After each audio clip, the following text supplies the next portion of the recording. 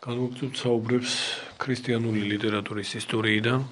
ჩვენს წინა საუბარში მიმოვიხილეთ სეპირი საუბარი ამას რამდენადაც დაიტევდა პატროლოგიური ლიტერატურის ყველაზე უფრო ხელშესახები გარკვეული მნიშვნელობის მქონე ძეგლები და ავტორები და დღეისათვის ამ საუბრიდან შევეცდებით უკვე შეუდგეთ ეკლესიის მამათა შრომების, ეკლესიის მამათა მოღვაწეობის ქრონოლოგიურ განხილვას, საეკლესიო ლიტერატურის ეტაპობრივ შესწავლა გადმოცემას.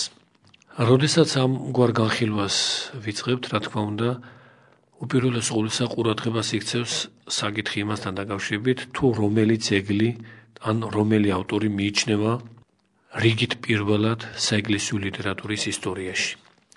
ამ საკითხთან დაკავშირებით ჩვენ შესაძლოა ვნახოთ განსხვავებული შეხედულებები მკვლევართა, პატროლოგიების ავტორთა შორის. ძირითადად, ასე ვთქვათ, პირველობას ეცილება ორი ძეგლი. ერთი ეს გახლავთ ლათინურ ენაზე მოღწეული თხზულება მოციქულთა სიმბოლო. აქ სიმბოლო ეკლესიური მნიშვნელობის ტერმინია, ნიშნავს მრწამს, კრედოს, ესე იგი მოციქულთა მრწამსი და მეორე თხზულება ბერძნულ ენაზე მოღწეული მსურველი სახით, სახელწოდებით დიდაქე, რომლის სრულ სათაურსაც შემდეგ შევეხებით. აი ეს ორი ძეგლი, როგორც აღვნიშნეთ, ეცილება პირველობას სხვადასხვა პატროლოგიაში.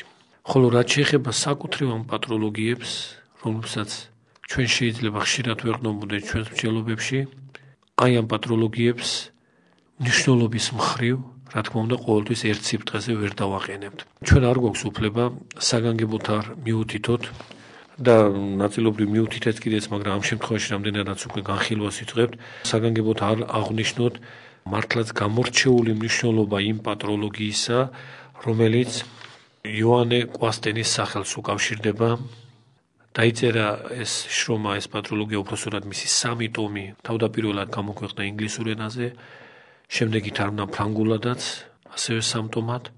ეს უკანასკნელი თარგმანი უფრო მნიშვნელოვანია, შეიძლება ითქვას, იმიტომ რომ ზოგი მონაცემით შევსებულია, მაგრამ ასე თუ ისე ორივე მათგანი კვასტენის ავტორობითაა ცნობილი. ეს გახლავთ ამ პირველი 5 საუკუნის შესახებ ყველაზე ამომწურავი პატროლოგიური შრომა და კვლავ ხაზს გაუსვამთ, რომ უმრავლეს შემთხვევაში ამა თუ იმ ავტორთან, ამა თუ იმ ძეგლთან დაკავშირებით წყაროს მოძიების მხრივ იქნება ეს თუ სხვადასხვა ფაქტობრივი კუთხით ჩვენთვის საფუძველი სწორედ ეს პატროლოგია გახლავთ.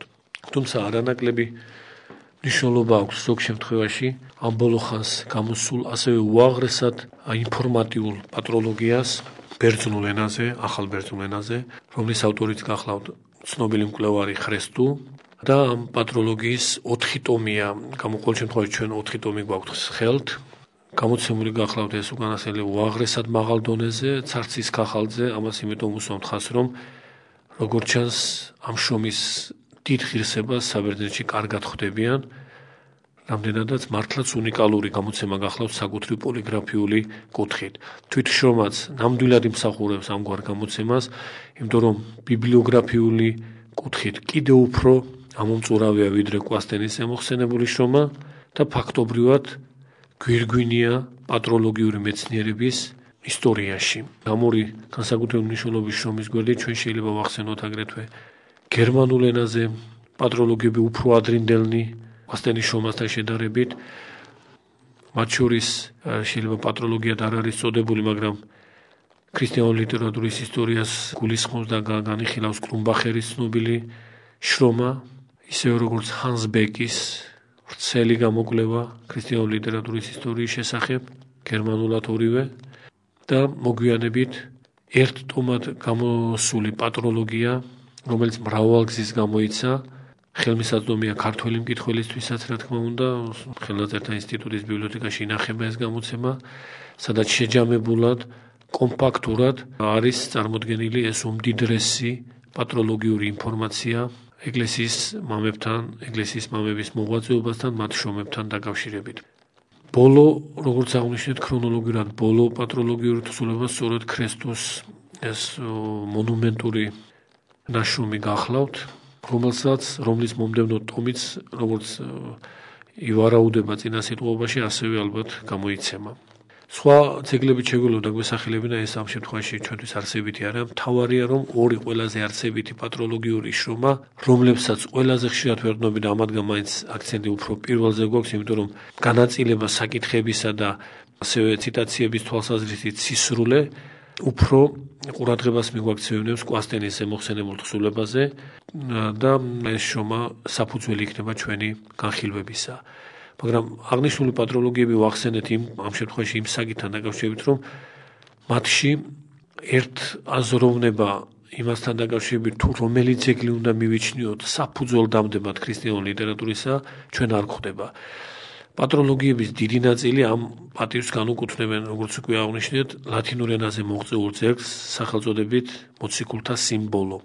ეს შრომა შეიცავს ტექსტს თითქოს და მოციქულთაგან წარმოთქმულს, თითო მოციქულისგან თითო ფორმულირების აღმოთქმას და მთლიანობაში 12 ფორმულირებას მწამსისას, რაც თავისი პირველ საფუძვლით არქეტიპით ივარაუდება, რომ პირველ საუკუნესვე ეკუთვნის, მოციქულთა ეპოქას ეკუთვნის. მიჩნეულია, რომ როდესაც მოციქულები მოღვაწეობის, მისიონერული ღვაწლის აღსრულებას შეუდგნენ, ვიდრე ერთი მეორეს განშორდებოდნენ, ერთობლივად შეიკრიბნენ და განიზრახეს ერთი აღსარებლობითი ტექსტის, ერთი აღსარებლობითი ფორმულის ჩამოყალიბება, რომ ყველას ერთნაირად და უცვალებლად ესწავლებდა და გადაეცა ქრისტიანული მოძღვრება ახალ მოქცეულთათვის.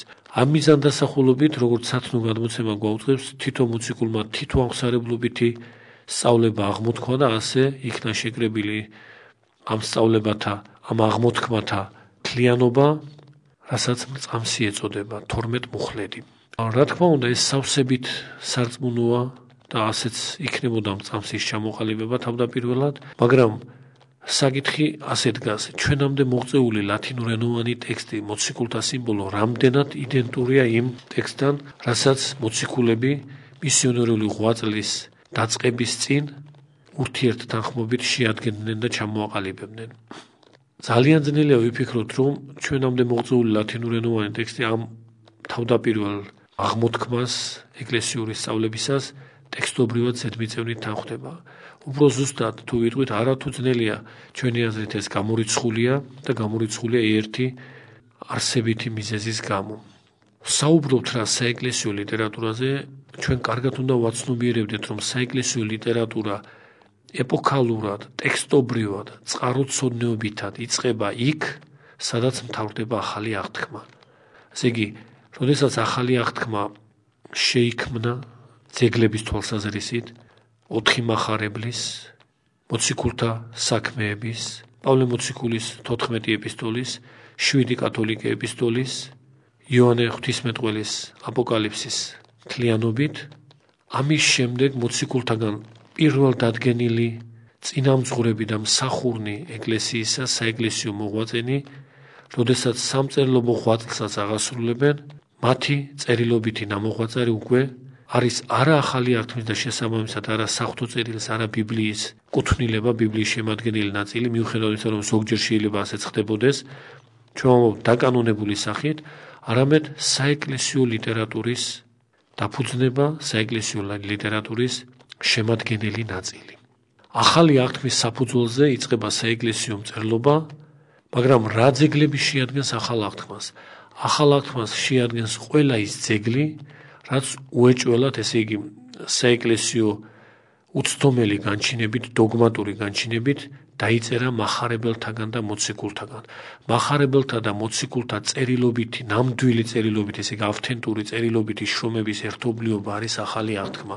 შეუძლებელია, რომ ჩვენ რაიმე შრომა თავისი მთლიანი ტექსტობრივი სახით ამა თუ იმ მოციქულს განვუკუთვნოთ და ის ახალ აღთქმაში არ შედიოდეს.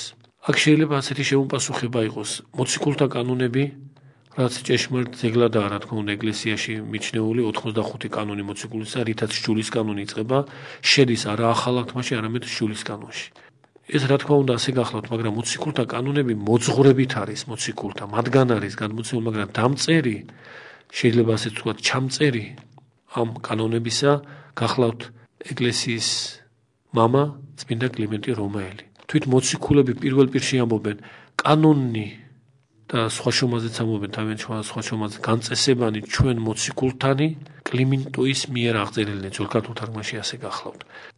იგივე შეიძლება ითქვას იაკობ მოციქულის ლიტურგიის, პეტრე მოციქულის ლიტურგიის შესახებ, რომ საკუთრივ წერილობითი გაფორმება ამ ლიტურგიებისა არც იაკობ მოციქულის კალამს უნდა ეკუთვნოდეს და არც პეტრე მოციქულისას. მათგან დაფუძნებული, მათგან ზედმიწევნით განსაზღვრული სახე ლიტურგიისა, მიმდევრობა, ლოცვითი ნაწილი და ასე შემდეგ, აი ეს ყოველივე მათგან აღსრულებული ლიტურგია, მოქმედებაში აღსრულებული ლიტურგია წერილობით იქნა ჩაწერილი სხვათაგან, მაგრამ არა უშუალოდ მათი ხელით და მათი კალმით.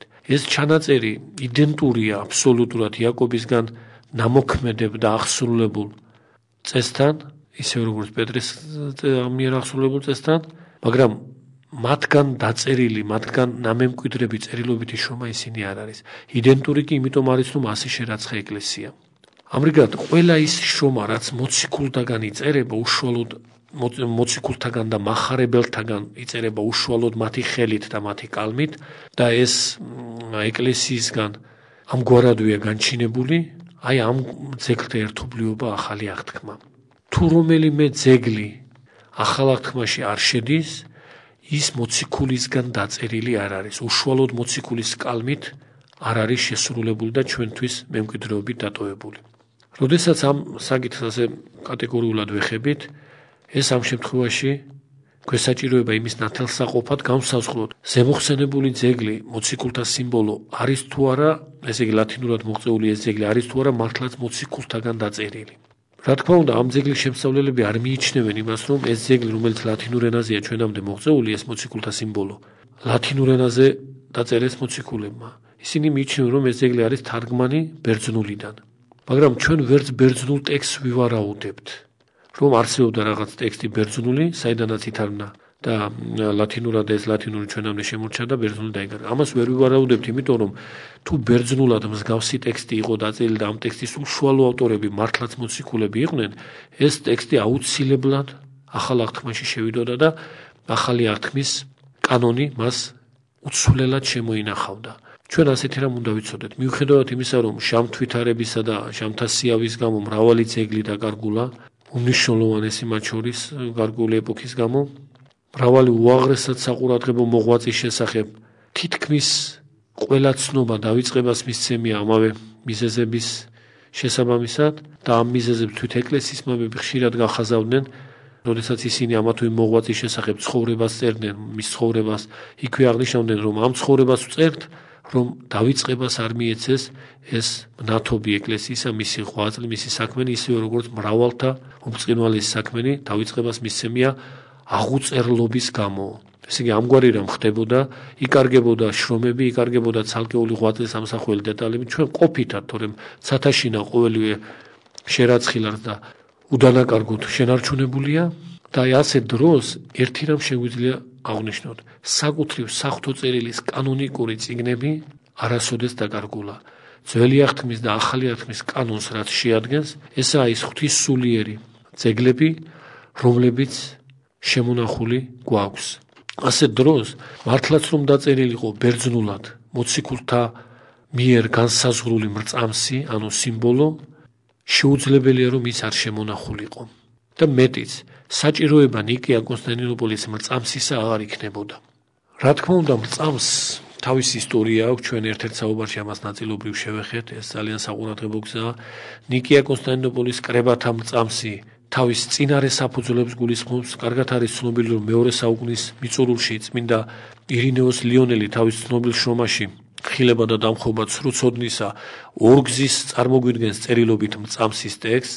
მესამე საუკუნეში ცნობილია წმინდა გრიგოლ ნეოკესარიელის უმნიშვნელოვანესი დოგმატური თხზულება, ასევე მრწამსის სახელწოდებით ცნობილი და სხვა. შემდეგ ნიკეის კრებაზე მოგეხსენებათ პირველად განისაზღვრა მთელი თავისი საკრებო, ესე იგი მსოფლიო კრებისგან გამომდინარე აღმატებულებითა და ღვთისმსულიერებით მრწამსი, მაგრამ საბოლოო სახე ყოველივე ამან შეიძინა მეორე მსოფლიო კრებაზე, კონსტანტინოპოლის მსოფლიო კრებაზე, როდესაც ტექსტობრივადაც არა მხოლოდ ღვთისმსულიერად და შინაგანად, რითაც კონსტანტინოპოლის კრების მწამსი აბსოლუტურად იგივეობრივია ნიკეის კრების მწამსთან, არამედ გამოხატულების ფორმითაც კაცთათვის და ადამიანური ენისთვის შესაძლებლად მაქსიმალური ზედმიწევნითობა გამოავლინა ტექსტმა, აი ამის დატევნა მოხდა და ამიტომაა რომ კონსტანტინოპოლის კრებაზე ჩამოყალიბებული მწამსი უკვე უცვლელია შემდგომი საუკუნეებისთვის, მას არც რა შეემადება და არც რა დააკლდება, ასე განსაჯა საეკლესიო ტრადიცია, მაგრამ წინარე ისტორია სახეზია, ამას მოგახსენებდით. თუმცა თვით წმინდა ირინეოსის მიერ ორგზის დამოწმებული ტექსტი მწამსისა კარგად ადასტურებს, რომ ამ დროისთვისაც, ესე იგი მეორე საუკუნის მიწურულისთვისაც, მრწამსი ჯერ კიდევ ზეპირი მოვლენაა, წერილობით ის და წიგნობრული ტერმინოლოგიური გამოხატულებით ჯერ კიდევ ბოლომდე დამუშავებული არ არის, ამას ადასტურებს თუნდაც ის ფაქტი, რომ ირინეოსი მართალია ორგზის გადმოსცემს მწამს, მაგრამ ტექსტობრივი გადმოცემა მნიშვნელოვნად განსხვავდება. არა შინაარსი, არამედ ამ შინაარსის გამოხატველი ცნებები და თუნდაც წინადადებები ერთი მეორეს ხშირად ემიჩნება. ასე რომ ჩვენ შეგვიძლია ვთქვათ, რომ გრიგოლ ნეუკესარიელამდე ამ უდიდეს მოღვაწემდე, მესამე საუკუნის ამ უდიდეს მოღვაწემდე მწამსი ტექსტობრივად, წერილობითი, წიგნობრული თვალსაზრისით ჯერ კიდევ ჩამოყალიბებული არ იყო, ეს ზეპირად გამოითქმოდა მოძღვრება ერთი შინაარსისა, ერთი ღვთისმსულიერისა მოციქულთაგან მოკიდებული მართლმადიდებელ მოძღვრებთან, მაგრამ წერილობითი სხვა სახე ყოველთვის თავის ასპექტებს შეიცავს, თავისი საღვაწი და თავისი გზა აქვს მას, რომ ეს წერილობითი სახე მაქსიმალურად დაიხვეწოს და ჩამოყალიბდეს და ამგვარი სახე მწამსისა პირველი ნაბიჯის გადადგმა ყოველ შემთხვევაში წმინდა ირინეოსთანაა შესამჩნევი, თუმცა ეს ნაბიჯის გადადგმა არც ხატყობს იმას, რომ თითქოს ავტორი განზრახვითად ესწრაფოდა, რომ რაღაც უცდომელი ტექსტი მოეცა ჩვენთვის, მან ერთ-ერთი პირველი ნაბიჯი გადადგა ზეპირ აღმოთქმული მოძღვრების მრწამსად შეჯამების გზაზე, ანუ ლიტურგიკული აღსარებლობის მქონე ფორმულირების ჩამოყალიბების გზაზე. შემდეგი ნაბიჯი გახლავთ წმინდა გრიგოლ ნეუკესარიელის მრწამსი, რომელსაც მიუხედავად ამისი განსაკუთრებული დოგმატური ღირებულებისა, მაინც კერძოობითი დანიშნულება აქვს, იმიტომ რომ მრწამსის საყოველთაოობა მხოლოდ კრებამ უნდა განსაზღვროს, მხოლოდ სოფლიო კრებამ უნდა განსაზღვროს, ნიკეის კრებას არ განუსაზღვროს, რომ არც ირინეოსისგან ორგზის გადმოცემული მრწამსი, არც გრიგოლ ნეუკესარიელის მრწამსი ზუსტად იმავე ტექსტობრივი სახით, რაც მათ აქვს, ასევე უნდა დაკანონდესო, ესე იგი აუცილებლობა იყო მათი შემდგომი დახვეწისა და თვით ნიკეის კრების მრწამსიც ტექსტობრივად მოგეხსენებათ საბოლოოდ დადგინდა მეორე მსოფლიო კრებაზე. ასე რომ ამგვარ გზაზე ჩვენ ვერ ვიგულვებთ, რომ უკვე მოციქულთა ჟამს მოციქულთაგანვე დადგინდა მწამსის ტექსტი. თუ მოციქულებმა მწამსის ტექსტი აღსარებლობითი ფორმულა ჩამოაყალიბეს, რა თქმა უნდა, მათგან ჩამოყალიბებული შეუხებელ დოკუმენტად უნდა დარჩენილიყო ტრადიციაში, უშუალოდ მოციქულთაგან დაწერილს ვერ არა ჟამი, ვერ არა უაღმატებულესი სულიერების მქონე შემდგომი საეკლესიო მოძღვარი და მოღვაწე ვერ შეეხება, ვერ დააზუსტებს, ასე ვთქვათ, ვერ გადააკეთებს, უცდომლად უნდა შემოენახოს ეს დოგმატია საეკლესიო სწავლებაში, რომ მოციქულთაგან დამემკვიდრები არ შეიძლება შეიცვალოს, ღვთისმსულიერი ტექსტი ვერ შეიცვლება, თორემ ეს რომ ასე ყოფილიყო, მაშინ შეუდგებოდნენ თვით ძველი არქმის, ახალი არქმის კანონიკური წიგნების გადამუშავებას, ისე როგორც ამას ერეტიკოსები თუნდაც გნოსტიკოსები აკეთებდნენ.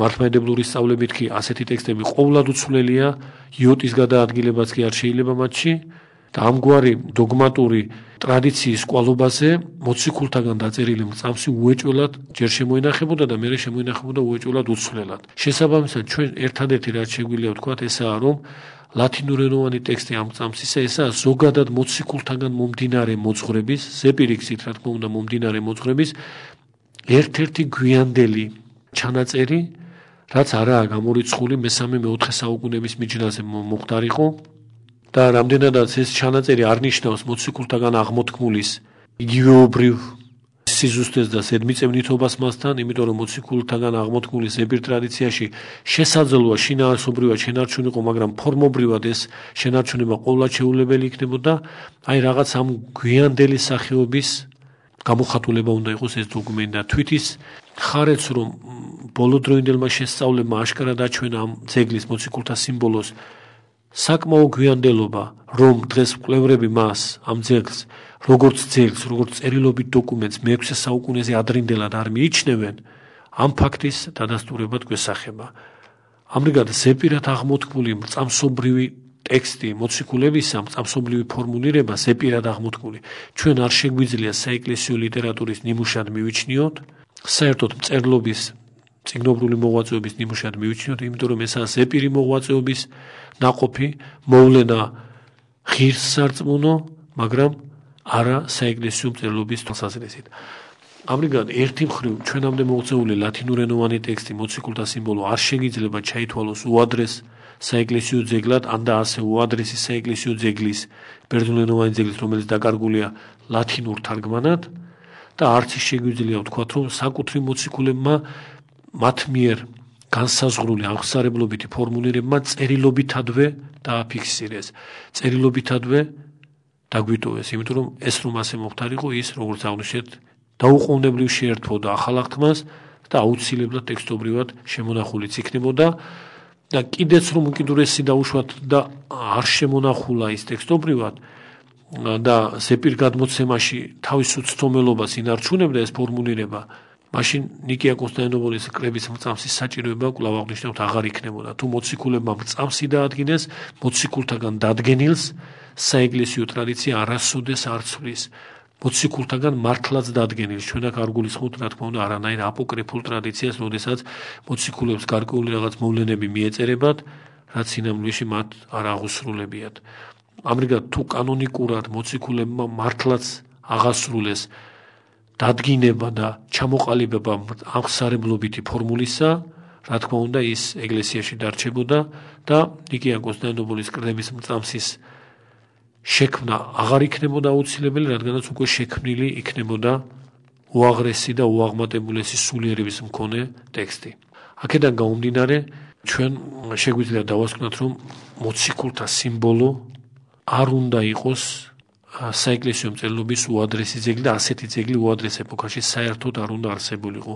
ის რაც ჩვენამდე მოღწეულია, ეს არის გვიანდელი, თუ მესამე-მეოთხე საუკუნეების არა უფრო გვიანდელიც კი შეიძლება ვთქვათ მეოთხე-მეხუთე საუკუნეების ტექსტობრივი ფორმულირება ადრეული ტრადიციისა, რომელიც ფესვებით რაღაცნაირად შესაძლოა სწორედ მოციქულთა მოღვაწეობას უკავშირდებოდა. ჩვენ ამ კავშირს აბსოლუტურად გამორიცხულად არ მივიჩნევთ, რა თქმა უნდა, იმიტომ რომ საკუთრივ ამ ტექსტში მოციქულთა სიმბოლოში გამოთქმითი პრიმიტივიზმი სახეზია და არ არის ჯერ კიდევ ისეთი ღრმა ტერმინოლოგიური მონაცემები, რაც შედარებით გვიანდელი ეპოქისთვისაა სწორედ თვალსაჩინო და ამ უბრალოების, ამ სიმარტივის გამო შესაძლოა ეს ტექსტი რაღაცნაირად, რაღაც ნიშნით, რაღაც ერთი ასპექტით ადრეულ ეპოქას ეხმაურებოდეს, მაგრამ თავისი მთლიანობითი და ჩვენამდე მოღწეული სახით ის, როგორც ცალკეულ მკვლევართაგან დღეისათვის ზედმიწევნითაა დადგენილი, ის, ესე იგი, ეს ძეგლი უეჭველად მეხუთე-მეექვსე საუკუნეების